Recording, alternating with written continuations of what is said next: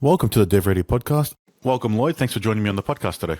It's great to be here. Thanks for having me, Anthony. No, not a problem. We finally got around to getting you on at the right time. I'll let you introduce yourself so I don't then wreck any of your titles or descriptions about what you do. Yeah, so my name is Lloyd and my business is VirtualDOO, and we help business owners with teams get out of the day-to-day operations. And before I was doing this, I was in corporate for 20 years. For the first 10 years, I was a programmer, so something I can relate very much to your line of business. Yep. And then for the latter half, I started leading large global teams, and a lot of them predominantly remote. And I think, like many people, during COVID, I had this thinking, the great resignation, what do I want to do? Is this how I want to do things? So it just so happened in my hobby life, I was surfing, and I was running a bit of a surf community and giving daily surf reports. And stay with me here, it does relate to my business. And this grew quite a bit during COVID. And one of the folks that I was talking to one day was a business coach, one of the guys in the sea. And I just said to him, I'm like, my skills of leading teams and overseeing projects and driving process improvement, there must be something I can do as a business that allows me to have my goal of not working the crazy long hours in corporate, but also having that flexibility to work remotely. Because I had this fear that I just didn't want to go back to the brightly lit office full time. I like working remotely. He said to me, well, you know what? You could have a chat with one of my clients. He's running a large e-commerce team, and he's just doing it tough at the moment. So I had a chat with this client, and this is a great guy who's a $20 million business, doing very, very well. And the product's being grown from the ground up. But this guy, he's not had the experience of leading large teams. He's just grown organically.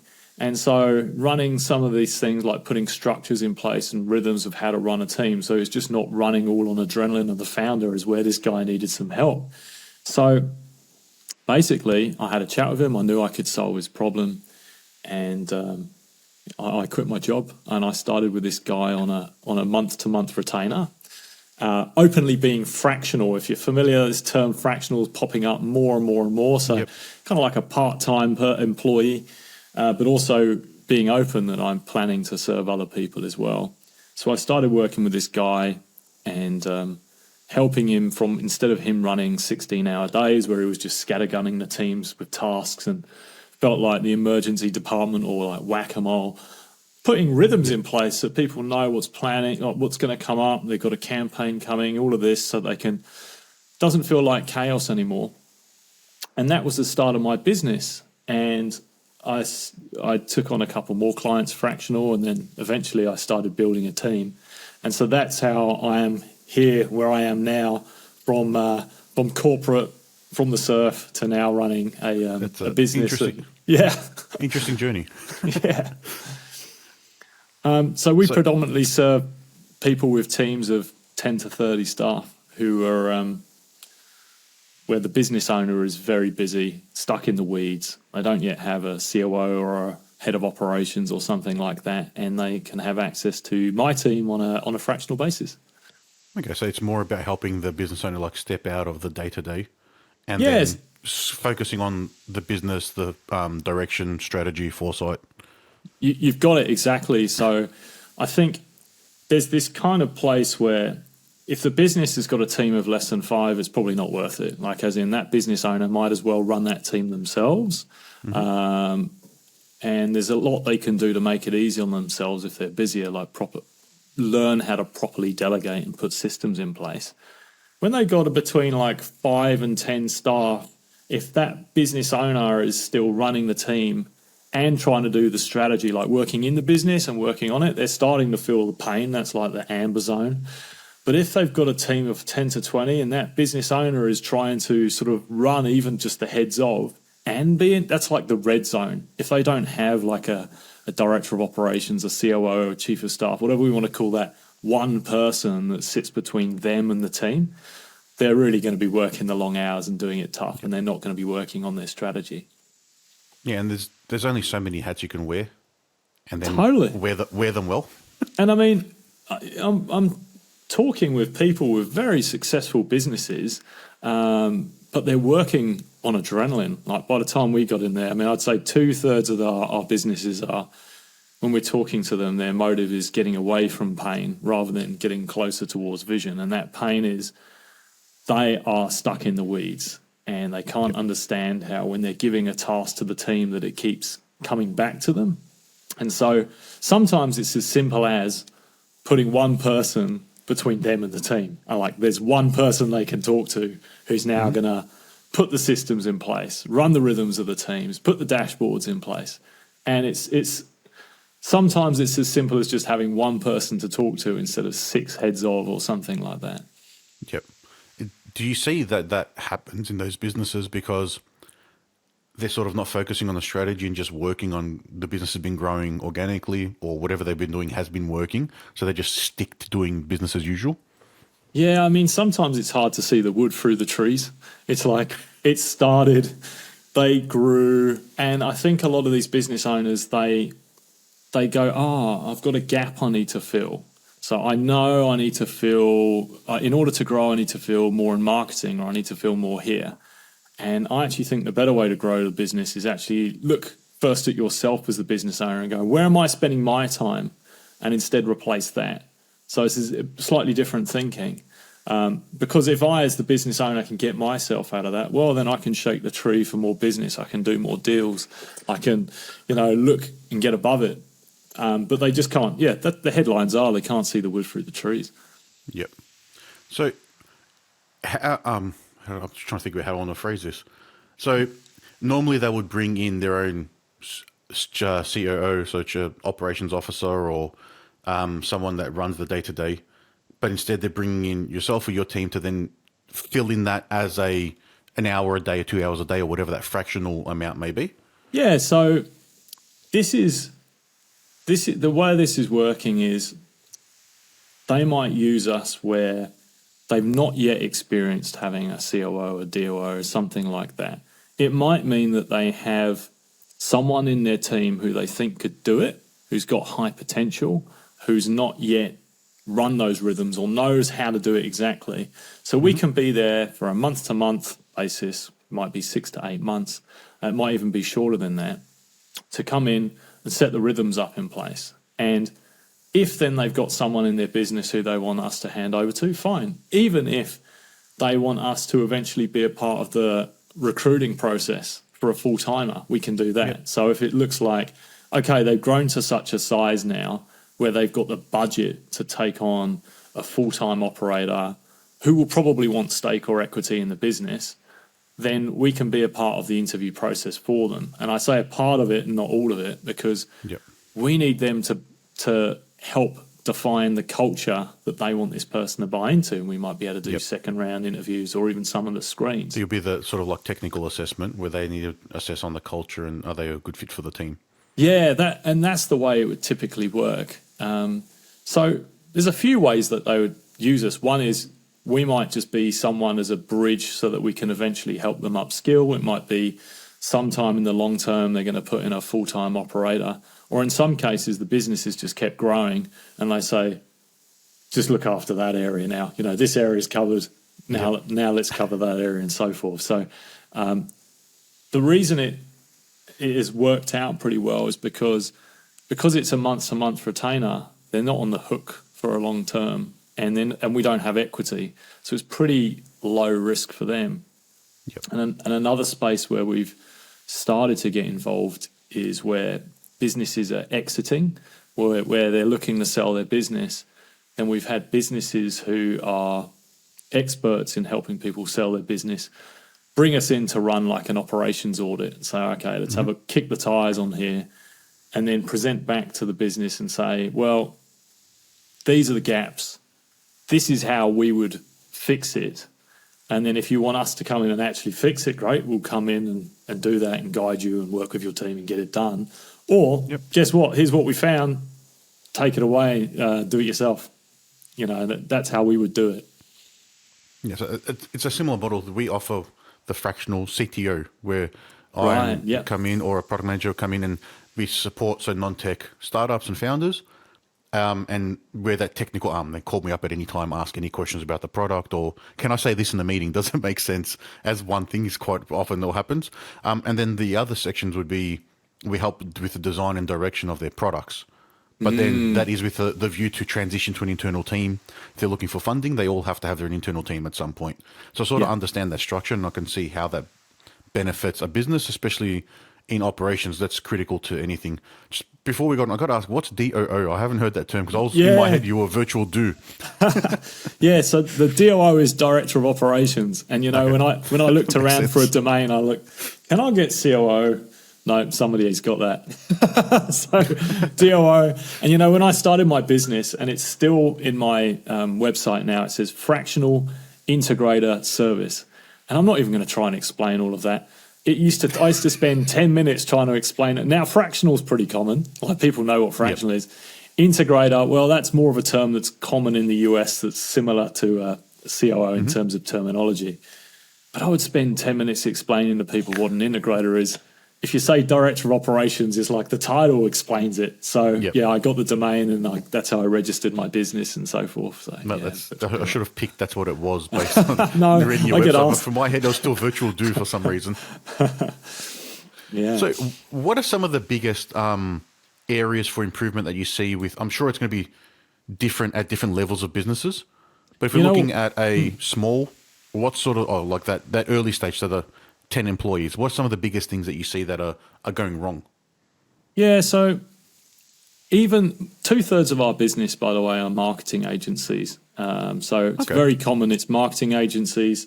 Then I'd say the remaining piece is split between e-commerce and then I'd say a pick and mix of anything else, coaching businesses and so forth. And what I see is that a lot of the same things come up over and over, regardless of what the industry is. So the founder is time poor. They're struggling to delegate.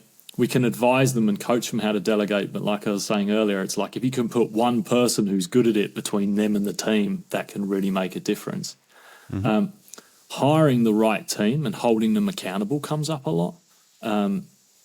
Because sometimes I'll go into a business and they'll say, where's your culture? Where's it defined? What are your values? And they'll say, it's these 10 things. You go, come on, 10? Really? Like if I talk to your business, are they going to remember 10? Can you tell me what the 10 are off the top of your head? No. And those values, rather than be these soft, fluffy things, should be something that's really meaningful that you as a business, like it really matters to you. Like these are the values that we're going to live by and we're going to hold people accountable by. So a large part of it is hiring the right team that fit the values and having a good look at the team and saying, do they really hit these values? And sometimes we go into a business, if they haven't got those values defined, and I quite often find they haven't, or they are and it's 10 of them, and then we say, what are these values? What really matters? Don't just give me something fluffy. Tell me something. Like one of mine, it's a bit out there. It's heart and humor.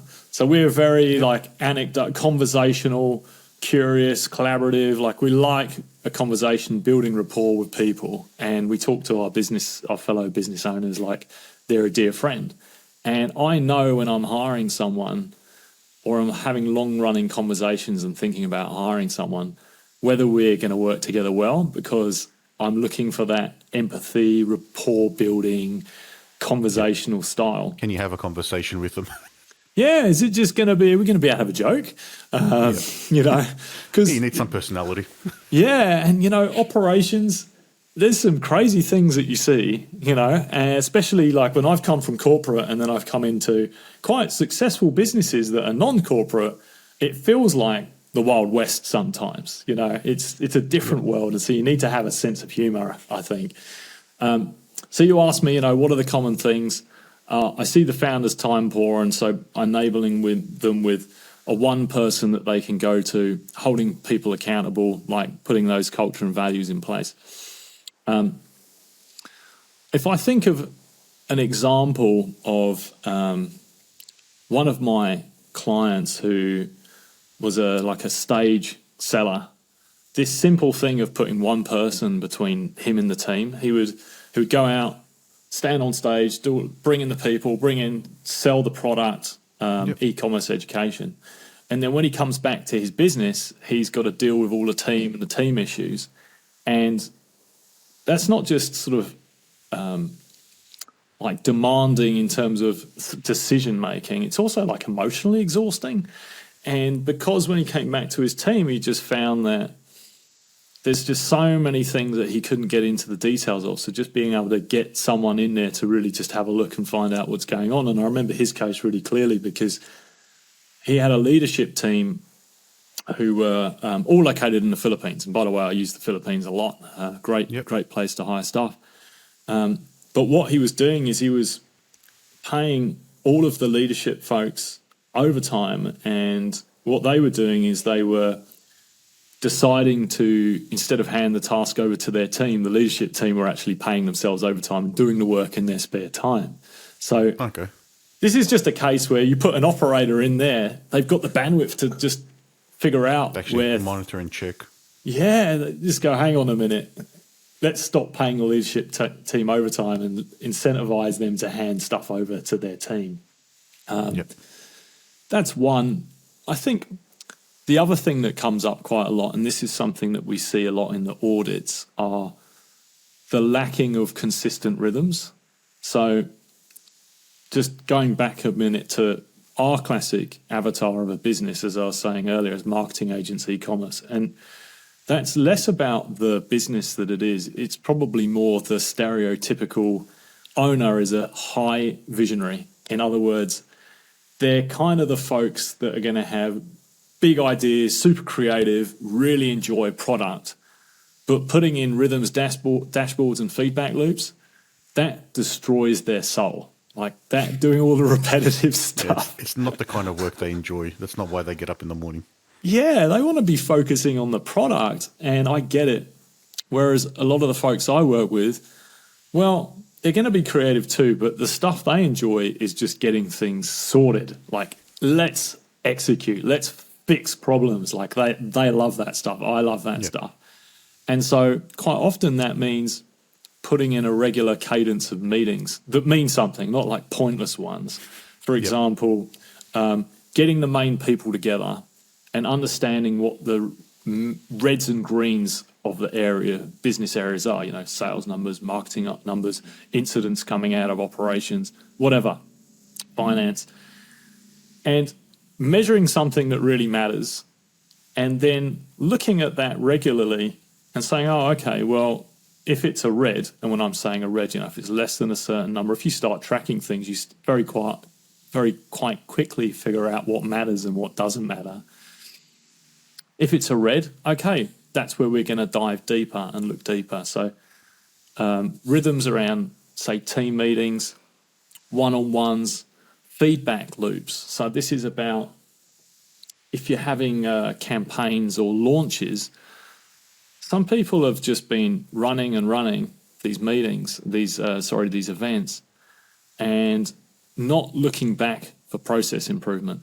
Whether that's what did we do well? Great, let's do more of that. Like, let's make that our SOP. What didn't work well? Well, the purpose of understanding what didn't work well is not to go and blame someone or kick someone's butt. It's to go, okay, well, let's get the band together and look and see if we can work out how we can change the template of the process such that next time we run an event or a campaign, it's going to be better. So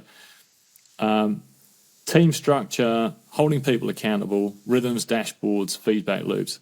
Nearly every single business will find gaps in that space. Super common. Yep. It's probably something that all businesses, like I said, it's common, but they think they may have it under control as well, but they don't, which is probably another tricky one for their owner that thinks, all right, I'm successful, things are operating, I know what I'm doing, but they know something's wrong, but they don't know where, probably how to finger that red spot. Yeah, I like that. I think there's two things there that pop up. One is if you get someone from externally to come in and take a look, then they will likely find some things that you didn't find. As you say, they've got a feeling that something's not quite right. Yep. And there's an opportunity there. So, a lot of our engagements start with an audit for that purpose. The other thing is sometimes they're aware of what they are sure is a problem. For example, they've got a team member, and this comes up a lot. They've got a team member and they don't think the team member's performing, but they're just not quite sure if it's them. Like is it me, the founder? Is it how I'm handling them? Have I given them a fair go? So quite often they think there's a problem and they just want that external validation. And so they bring us in to do an audit and they go, yeah, okay, you did see what we saw. Thanks for that. And then that's where we can say, yeah, this is what we would do next. You know, we would just like that sounding board. The sounding boards, absolutely. And that is actually another nice way of putting it, because sometimes, as I'm sure you know, being a business owner can be a bit of a lonely sport, and having another person that you can talk to. I know in your business, I think you're a co-founder, right? Yeah, co-founder. So we're in a bit of a different spot. Yeah. But a lot of business owners, they're not, it's a one-man or one-lady band at the top, and they don't really have that person that they can talk to, that safe space where they can go, well, is this the right structure, or are you seeing these problems? And so they can collaboratively work with their director of operations or head of ops or whatever, that one person who can then go out and execute and get it done. So there's a lot in there to soundboard those ideas and then have that person go away and execute on them. I think that's where we've been lucky, myself and Andrew, my business partner. So there's been two of us from the start, from the uni days, and we're very different. And very, very early on, we knew to separate. All right, I'm very technical. I'll stick to the delivery and solutions and process. He's more, it was like client sales sites. All right, so both of us didn't know what we were doing, but we knew that there's a separation that had to happen to focus on our strengths, but then we can just bounce each other off everything anyway. You know, what you've just said there is, that's such a good thing you've got going there, because we do work with some co-founders, and some of the time they just want us to be someone to almost hold them both accountable and help them both make a decision. And the other thing you said there that was interesting to me is, I've just finished reading Cameron Herold's The Second in Command, and he describes when you're working with a visionary like the founder and the integrator, or in our case, or COO, that person should be the yin to their yang. Like if you are hiring someone as a COO, you don't want to hire someone like you. You want to hire someone who's going to be strong where you're weak. And that's an ideal co-founder relationship as well. Like he's strong in the sales and you're strong, different strengths. Yeah, it definitely has to be complementary. Yeah. Yeah. Otherwise, if you're hiring someone like you, you're just going to double your problems. Avoid the same things you're going to avoid and just do the same things you're going to do. Yeah, definitely. That makes perfect sense. And that's pretty much how we run. It's simple in terms of our structure, but a lot of people just can't get someone like that who's got the skills in terms of both being able to lead people, oversee projects and operations, and drive process improvement. And do all those things. When you're in the weeds, it's always hard to see that. Like you said, you can't see the wood from through the tree. So it does become a challenge, especially if you're on your own. So having that support and something at a fractional basis is an easy way to dip your toe in and get that support or sounding board. And you may not be ready for a full-time commitment for that role either. And you just grow towards it. Yeah. And that's been the way. I mean, most of our businesses that we work with are into 7 and some even 8 figures now. But even then, they've done very well on just a few headcount, and they've just tipped over sort of, now they're in sort of 10 to 20 is where most of the teams that we're working with, and they're like, okay, we've got well to get far here, to get this far. Yep. We don't really want to hire a big expensive COO yet. It's coming, but let's just see what that looks like, how that interaction is going to work, and then let's see if we can even develop some of our own team to step up a bit. Yeah, it's probably better to develop the team because then they already know the culture, the processes that are in place. They'll have their own views on how things are not working or what's working well as well. That's so true. And, it's a little bit softer when they bring us in compared to a full-timer, because we can say, look, folks, put your weapons down. We're actually here to work with you. We're only here on a month-to-month retainer. We want to enable you, work with you. When you're bringing in like a full-time COO, head of operations, that does sometimes then cause a little bit of like, well, why didn't they upskill this person with the team? I'm not saying that's a bad move to bring in an outsider, but it's a softer start. It depends on the business situation. Yeah, absolutely. Yeah. And then probably that is, it's more confronting bringing in an outsider, but then they'll have probably a similar challenge to yourself when you go in. I'm sure there's a bit of learning time trying to understand. While the problems may be very similar across businesses, there will be that contextual learning time to understand how the business is actually operating and what they're trying to do and how that culture fits. So bringing you in is an easy way to get a jump ahead on that as well, to see, all right, can we bring upskill first? Yeah, and I mean, that is a very true point. I mean, this is, as you say, if they know they're going to bring in a full-timer, having us, we can fix a lot of the gaps in preparation for a full-timer. We can go, okay, well, we can get your SOPs in order, we can get your hiring and onboarding processes, we can start preparing a list of things that this person's going to work on, like if they're going to take this for the long term, like, hey, these are the gaps. But, one thing that we find when we're going into a business and we just want to get in with a team and clean and working well with everyone as soon as possible, one of the things that's simple that seems to work really, really well is just get started by speaking to each team member and asking them, apart from just, who we are and what we do, just ask each person what's working well and what could be improved. And this really simple thing gets buy-in from the team early on. You'll normally find that 3 out of 5 people will bring the same challenge up, and then you'll know you've got something. And if we go back and put that into our list of priorities and actually get it fixed, it's another way of getting buy-in when we've started the engagement. They're like, well, it's so simple, but we've now managed to get the team on board as well. And we've shown that we're journey.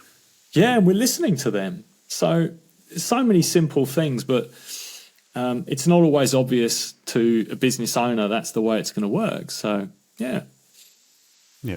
I was going to save my question at the end, was going to be, what's something someone could do now if they were trying to look at where the gaps are, and you've just answered it. So you beat me to that one. Well, I did actually put a small 65-page primer out of what we actually do. So I've got a book. It's on Amazon. I give it away for free. So if someone wants to know like where their gaps are, if they want to try and do it themselves, they're welcome to go to my website and download that. And we'll put those links in the show notes. And so that's probably a good exercise to go through. Yeah, that's virtualdoo.com/book. They can just download the PDF and take it away, and that lets them know where they might be if they want to try and do it themselves, especially if they've got a smaller size team. Then that's a great place for them to start. Yeah. I can probably see that sort of like that soft entry into bringing someone in, like bring yourselves in first, and instead of bringing someone from scratch and give them a game plan to work towards. That's probably going to alleviate a lot of the challenges that you hear about when a new head of or a chief of comes into any business. They want to shake things up and put their mark and do things their way. Yeah. That's probably going to avoid that problem, which is then going to rustle more feathers and create more problems potentially. Yeah, and I think that's why the messaging is important, and I've said put your weapons down and we're here to work. I mean, yeah, we are quite often going to make some changes, but our real goal is to work with the team to make those changes. And we're not trying to be secretive about anything. We're trying to be as transparent as we can and say, look, okay, guys, where's your culture defined? Right, well, now we've worked with you and your founder or your owners have said, these are the things that really matter to them and these are the things we're going to live by. These are really going to be the things we're going to start holding people accountable to. We're just being open, You'll soon, the people will know in the team whether they belong or they don't belong.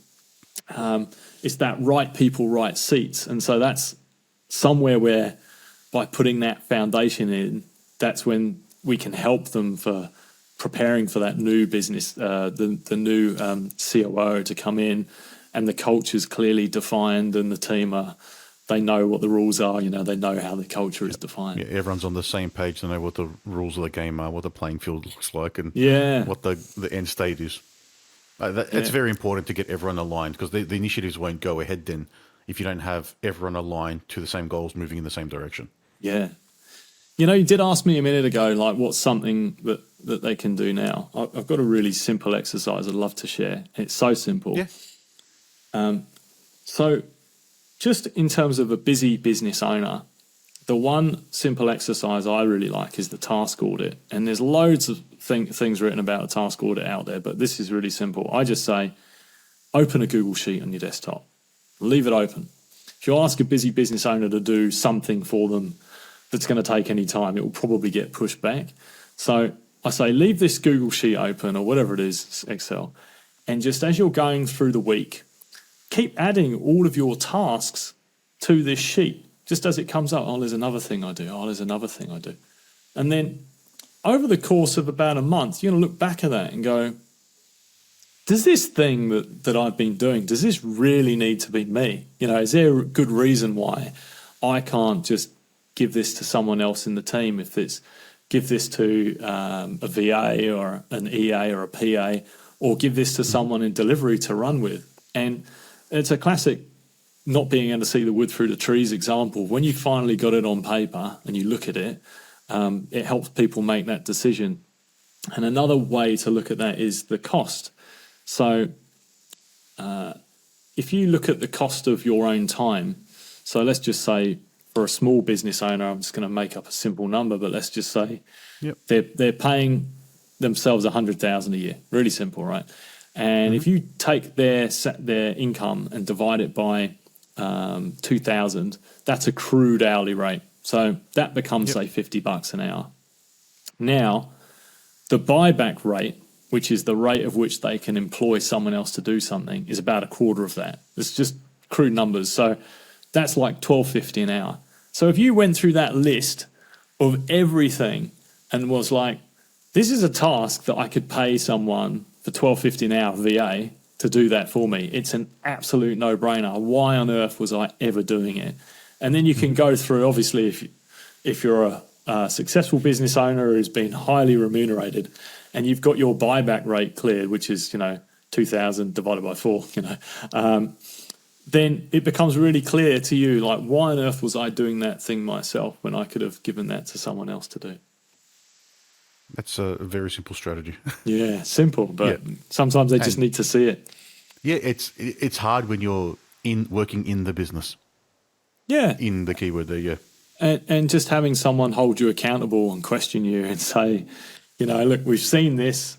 This is what you're showing. Like, really smart business owners, but just having someone hold them accountable and say, look, this is what the data's telling us. This is what we should perhaps do. Yeah. So probably the last thing we'll touch on is the sort of like accountability. So once you come in or you bring someone in and they start putting, these are the SOPs that we're going to follow, and if they're implementing systems, how do you then keep everyone accountable or monitor that things are working in the new way that they should be? If it's one of the things that a business owner can do that's really simple for, say, SOPs, is give every SOP an owner, and that ownership's really important. So even if this was with your VAs in the Philippines or something like that, there's a difference that between accountability and responsibility. And so it might be that an SOP, there might be a number of people that can run that process. That's fine. But I just want one name. I want one name that I can put against that process, which is the accountable owner. So that means that accountable owner is that one person who will keep that process updated. That is the person that, if they're going to go on holiday, they're going to make sure someone still runs that process. So it's really about being really clear on where the ownership is.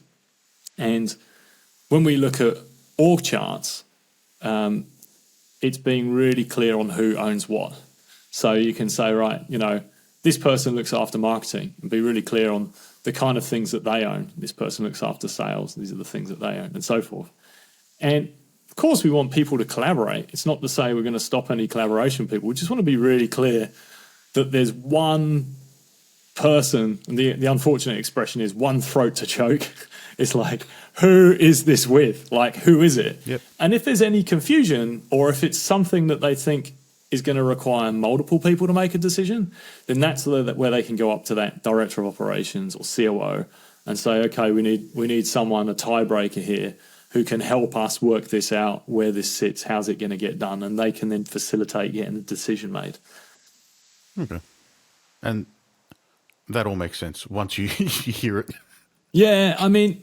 Yeah, that's the thing. It's just being brought to attention. Accountability is... It's not always easy to get that right. There's an expression I like, sunlight is the best disinfectant. It's like when you start putting numbers to things, in dashboards like sales numbers and marketing numbers and so forth, and who's responsible for what, we can be having open conversations about, okay, what do we need to do if this is a red? What support do you need to make that a green? Do you need investment? Do you need more staff? Do we need to work through the process together? And then, finally, if we've given them all the support they need, we then really need to think, well, are they the right person? If it's really not getting somewhere. But yeah, accountability is a large part of it. And the thing is, if you've been really good at hiring the right people who fit in your culture, and then you've been really good at hiring in terms of not only the culture is the first piece, but then that second piece of, do they get it, do they want it, and do they have the skill and the capacity to do it? When those two things are aligned, those people are just so easy to manage. Like, that's just the easy part. But so often we go in there, and the founder probably knows it. There's someone in their team, and they're a bad apple, and they've been trying to just not deal with the issue. It might be because they've been an employee there since day one.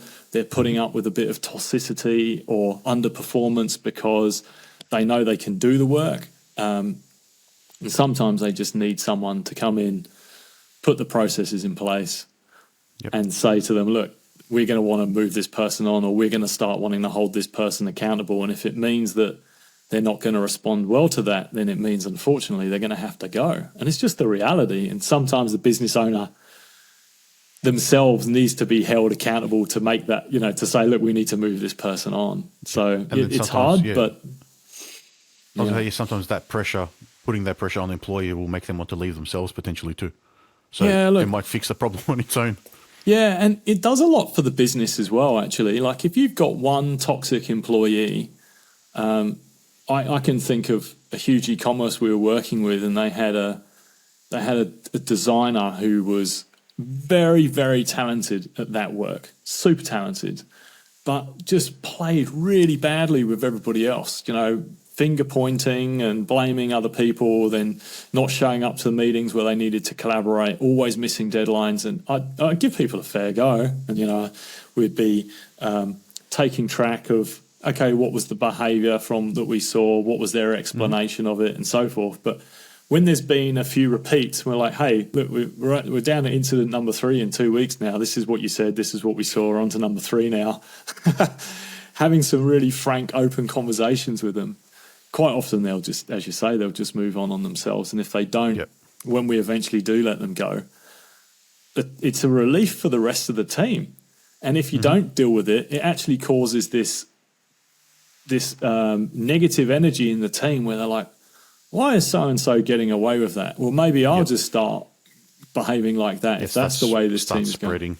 Yeah, one bad apple and spoil the whole lot, hey? Yep, it's the same for a reason. Yeah.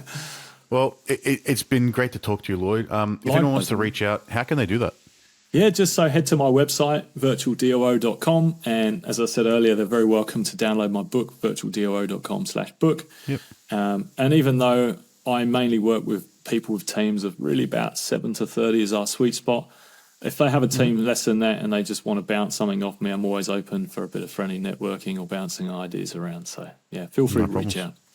Well, hopefully we'll put the details in the show notes, and hopefully someone reaches out if they've got a hand, or if not, the tips you gave earlier, which you beat me to the question at the end of the episode. I'm sure there's some tips there that someone can do a little quicker self-assessment or that monthly spreadsheet and just monitor their tasks and their effort, and then that might bring up some new things they didn't know about, and then prompt a conversation with yourself. I'd love to know that happens. That'd be great. Thanks a lot, Anthony. Cool. No worries. Thank you for your time. It's been great.